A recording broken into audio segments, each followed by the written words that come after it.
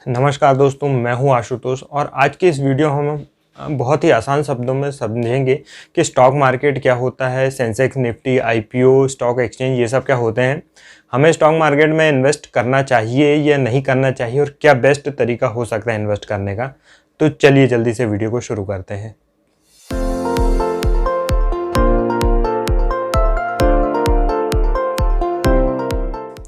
Capital market एक ऐसा financial system है जिसमें स्टॉक्स या बॉन्ड्स के थ्रू फंड्स रेज किए जाते हैं। इस वीडियो में हम सिर्फ स्टॉक्स की बात करेंगे, बॉन्ड्स की बात हम नेक्स्ट वीडियो में करेंगे। तो स्टॉक मार्केट या इक्विटी मार्केट या शेयर मार्केट ये तीनों एक ही होते हैं। जब भी किसी बिज़नेस को या कंपनी को अपना बिज़नेस बढ़ाना होता है, ग्रो करना होता है, तो उन्हें पैसों की ज़रूरत होती है। अब ये फंड्स या तो वो बैंक से लोन लेके कर सकते हैं, लेकिन लोन के साथ सबसे बड़ी दिक्कत ये होती है कि इसमें इंटरेस्ट भी देना पड़ता है और साथ में लोन भी रीपे करना पड़ता है। तो ऐसा कोई सिस्टम नहीं हो सकता कि कंपनी को पैसा भी मिल जाए और वो पैसा रिटर्न भी ना करना पड़े और ना ही उस पर कोई इंटरेस्ट देना पड़े। तो इसी सिस्टम का यूज़ होता है स्टॉक मार्केट में, जिसमें कंपनी के ऑनर होते हैं जिन्हें प्रमोटर कहते हैं। तो कंपनी के प्रमोटर्स क्या करते हैं, अपनी कंपनी की जो ऑनरशिप है उस ऑनरशिप को छोटे छोटे टुकड़ों में डिवाइड करते हैं और उन टुकड़ों को या छोटी छोटी ओनरशिप को पब्लिक को बेचकर फंड्स इकट्ठा किए जाते हैं। तो ये जो छोटे छोटे टुकड़े या ओनरशिप हैं, इन्हीं टुकड़ों को स्टॉक्स कहा जाता है। तो जो लोग इन स्टॉक्स को खरीदते हैं वो कंपनी के शेयर होल्डर हो जाते हैं और कंपनी के पार्शियल ओनर हो जाते हैं। अब यदि कंपनी ग्रो करती है तो उन शेयर होल्डर्स की भी ग्रोथ होती है और यदि कंपनी का लॉस होता है तो उनका भी लॉस होता है। तो इस तरीके में दोनों का फ़ायदा हो जाता है। कंपनी को भी ऐसा फंड्स मिल जाते हैं जिन्हें उन्हें रिटर्न भी नहीं करना है और ना ही उस पर कोई इंटरेस्ट देना है, और इन्वेस्टर्स का या हमारा भी फ़ायदा हो जाता है कि हमें भी कोई बिज़नेस किए बिना एक बिज़नेस का ऑनर बनने का मौका मिल जाता है। चलिए इस बात को हम एक एग्जांपल से समझ लेते हैं। मान लीजिए मेरी कोई दुकान है जिसकी टोटल कीमत 1,00,000 रुपये है और मान लीजिए मुझे एक ऐसी अपॉर्चुनिटी मिलती है कि मैं उसमें 50,000 रुपये और इन्वेस्ट करूं तो मैं अपनी इनकम को 3 गुना बढ़ा सकता हूं। मान लीजिए मैं 10,000 रुपये कमाता हूं साल का, तो मैं उससे 30,000 रुपये कमा सकता हूं। तो उसके लिए मैं क्या करता हूं, अपने किसी दोस्त के पास जाता हूं कि भाई तू मुझे 50,000 रुपये दे, मैं तुझे अपनी दुकान में 50% का पार्टनर बना लेता हूँ। तो उससे क्या होगा, जो मैं 10,000 रुपये कमा रहा था अब मुझे 30,000 रुपये मिलेंगे, जिसमें से 50% उसे 15,000 रुपये देने के बाद भी मुझे 15,000 रुपये मिलेंगे। मतलब कि मेरी इनकम भी बढ़ गई और उसे भी एक बिज़नेस का पार्टनर बनने का मौका मिल गया। अब मान लीजिए यदि मुझे ऐसा कोई भी दोस्त नहीं मिल पा रहा है जो एक साथ 50,000 रुपये मुझे दे दे, तो फिर मैं क्या करता हूँ, ऐसे 50 लोगों को ढूंढता हूँ जो मुझे 1-1 हज़ार रुपये दें और उन सभी को मैं 1-1% का पार्टनर बना लेता हूँ। अब क्या होगा, जिन लोगों ने 1-1 हज़ार रुपये मुझे दिए हैं वो 1-1% के मेरी दुकान के पार्टनर हो गए या मेरी दुकान के शेयर होल्डर हो गए। अब मेरी दुकान यदि अच्छा चलेगी, प्रॉफिट कमाएगी, तो उनका भी प्रॉफिट होगा और यदि मेरी दुकान को लॉस होगा तो उनका भी लॉस होगा। तो इसी काम को बड़े रूप में कंपनियां करती हैं और अपनी छोटी छोटी ओनरशिप, छोटे छोटे हिस्सेदारियों को बेचकर पब्लिक को उनसे फंड रेज करती हैं। स्टॉक मार्केट भी 2 टाइप के होते हैं, एक प्राइमरी मार्केट और सेकेंडरी मार्केट। जब भी कोई कंपनी पहली बार स्टॉक मार्केट में फंड रेज करने के लिए आती है तो इसे प्राइमरी मार्केट कहते हैं, और जब भी कोई company first time fund raise करती है तो इस प्रोसेस को आईपीओ कहते हैं, मतलब कि इनिशियल पब्लिक ऑफरिंग। आईपीओ में जब भी आप अप्लाई करते हैं शेयर्स के लिए और आप जो पेमेंट करते हैं तो वो पेमेंट डायरेक्ट कंपनी के पास जाता है और आपको जो शेयर्स मिलते हैं वो भी डायरेक्ट कंपनी से मिलते हैं। अब मान लीजिए आप को शेयर अलॉट हो गया आईपीओ में, लेकिन आपको उन्हें बेचना है, या फिर आपको आईपीओ में शेयर्स नहीं मिल पाए फिर भी आप उस कंपनी के शेयर खरीदना चाहते हैं, तो इस खरीदने और बेचने की समस्या को दूर करने के लिए सेकेंडरी मार्केट की ज़रूरत होती है। सेकेंडरी मार्केट में एक इन्वेस्टर दूसरे इन्वेस्टर को शेयर बेचता है और दूसरे इन्वेस्टर से ही शेयर खरीदता है।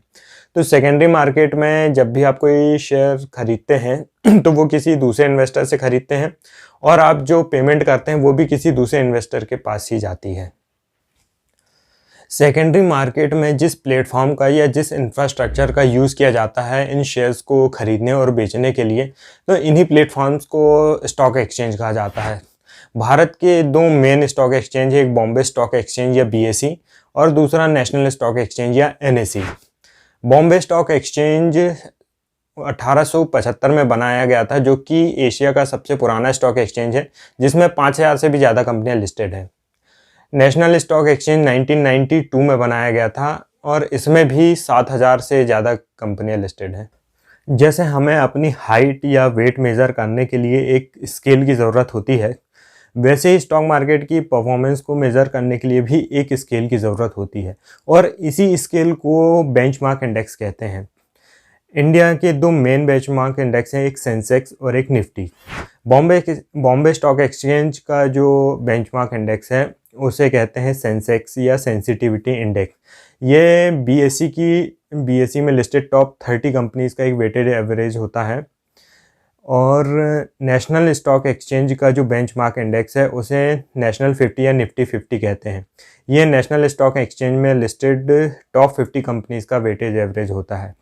बेंचमार्क इंडेक्स का यूज़ स्टॉक मार्केट की ओवरऑल परफॉर्मेंस को मेज़र करने के लिए या फिर किसी कंपनी की परफॉर्मेंस को कंपेयर करने के लिए इन इंडेक्सेस का यूज़ किया जाता है। तो चलिए अब मेरे एक सवाल का जवाब दीजिए। मान लीजिए दो दुकानदार हैं। एक दुकानदार 50 रुपये में 1 किलो शक्कर देता है और दूसरा दुकानदार 100 ग्राम शक्कर देता है 5 रुपये में। तो नीचे कमेंट करके बताओ कि दोनों में से सबसे सस्ती शक्कर कौन दे रहा है।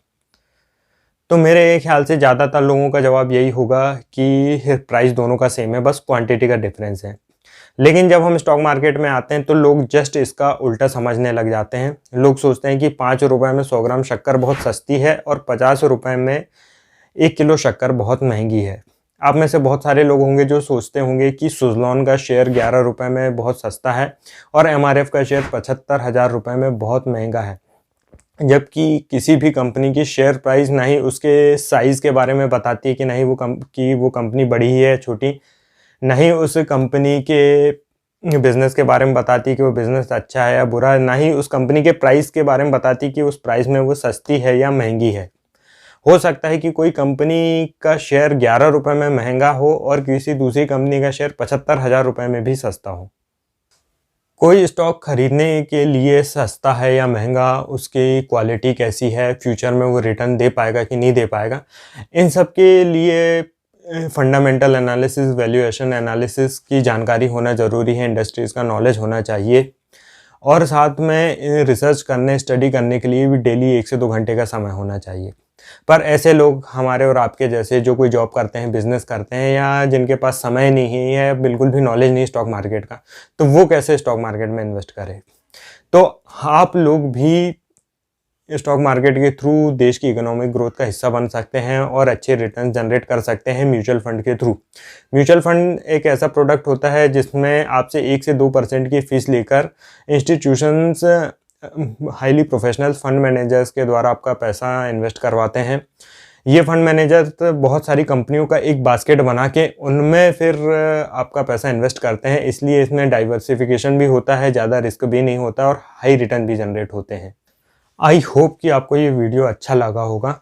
म्यूचुअल फंड, स्टॉक मार्केट या इन्वेस्टमेंट से रिलेटेड आपका कोई भी डाउट है तो आप नीचे कमेंट करके पूछ सकते हैं और यदि आप हमारे साथ म्यूचुअल फंड में इन्वेस्ट करना चाहते हैं तो नीचे दिए नंबर पर व्हाट्सअप करें।